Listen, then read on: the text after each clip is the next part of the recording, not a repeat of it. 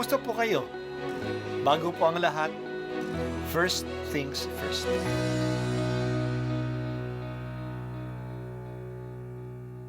Good morning po. Sinisimulan po natin ngayon ang first things first. At dito po, tinatalakay natin sa unang bahagi ng umaga natin ay ang first readings na binabasa po sa banal na misa. Ito pong tinatalakay natin kasi madalas po kasi marami na tayong alam tungkol sa gospel readings. Pero konti po ang nagsasalita sa first readings. Pero ang first readings, bahagi din po yan ng Biblia, ng banal na kasulatan. Kaya susubaybayan po natin ang mga first readings, basahin po natin at kuminsan kailangan ng basahin ng 2 o 3 beses bago maintindihan kasi hindi po tayo familiar sa mga istorya at sa mga kaisipan na tinatalakay dito.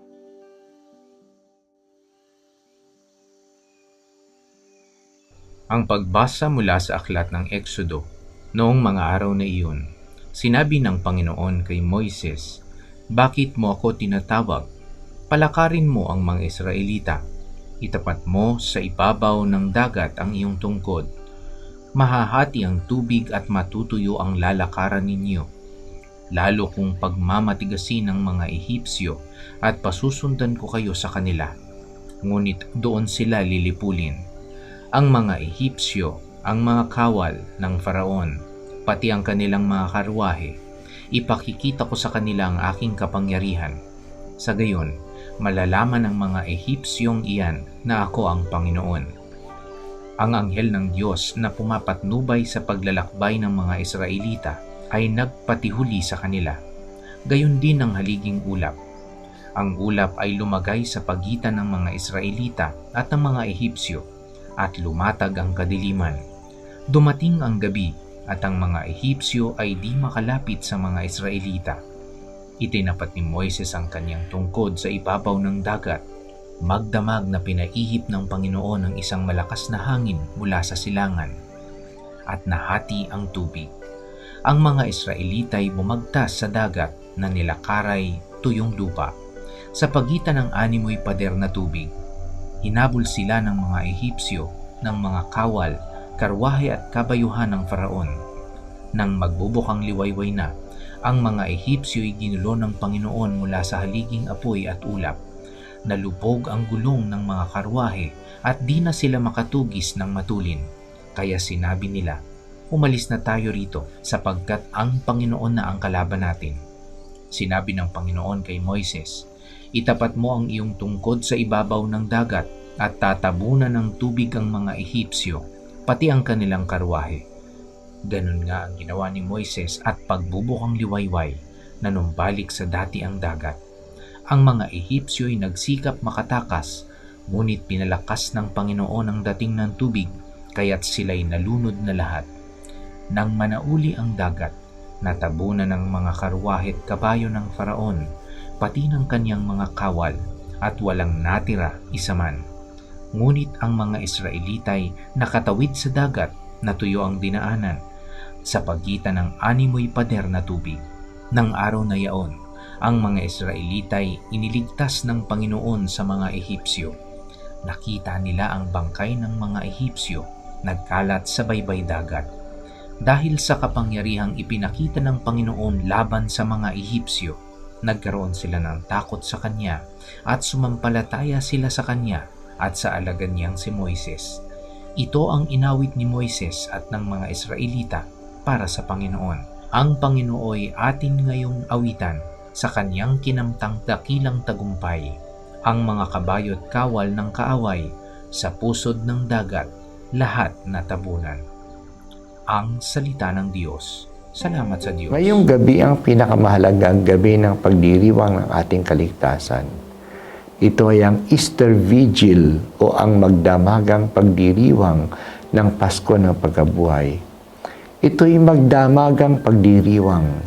Dapat buong gabi na inaantay natin ang bukang liwayway ng kaligtasan, ang muling pagkabuhay ni Jesus. Noong panahon ay talagang walang tulugan ang nag-aantay ng mga tao. nakikinig sa mga pahayag ng salita ng Diyos tungkol sa kasaysayan ng kaligtasan. Ngayon ay medyo maikli na lang, mga 2 o 3 oras na pagdiriwang. May ilang bahagi ng pagdiriwang. Ang una ay ang pagdiriwang ng liwanag, kung saan natalo ng liwanag ang kadiliman. Sinusundan ito ng pagbasa tungkol sa kasaysayan ng kaligtasan. Kung bubuuhin ang lahat, mga 7 pagbasa.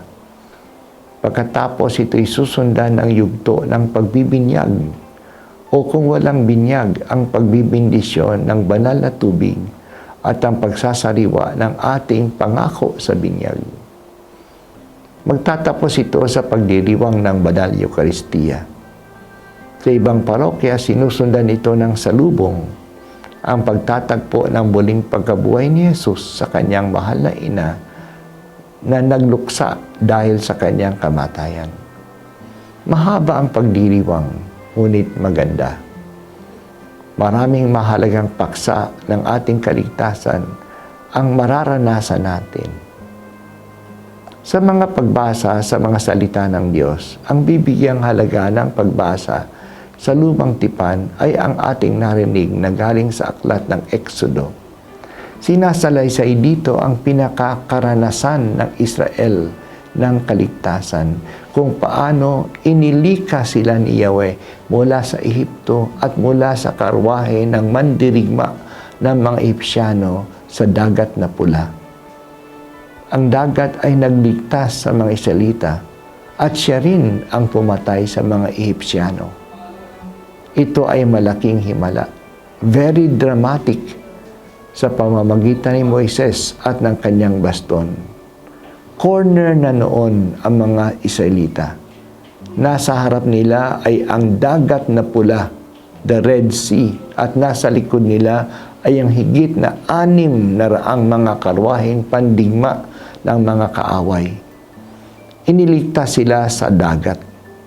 Nahati ang dagat at nakatuwid sila sa gitna nito na hindi man nabasa. Pagkadating nila sa kabila,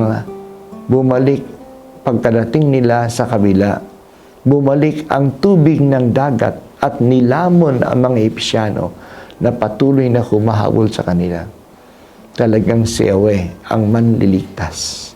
Si Yahweh lang ang nakakagawa nito. Ito yung Pasko ng mga Israelita. Ang pagtawid nila sa pagkaalipin papunta sa kaligtasan.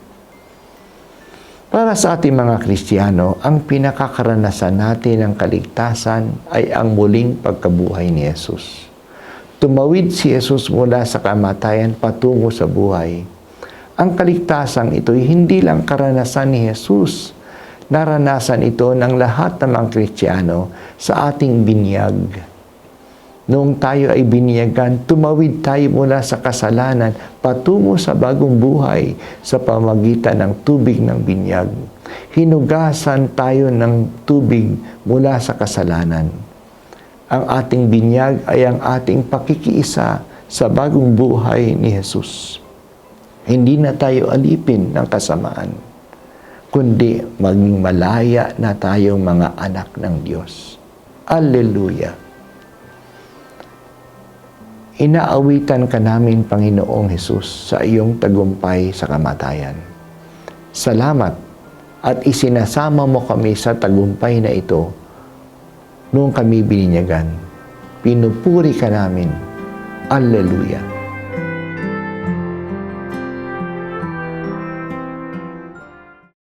At ako po ay si Bishop Broderick Pabilio dito sa First Things First.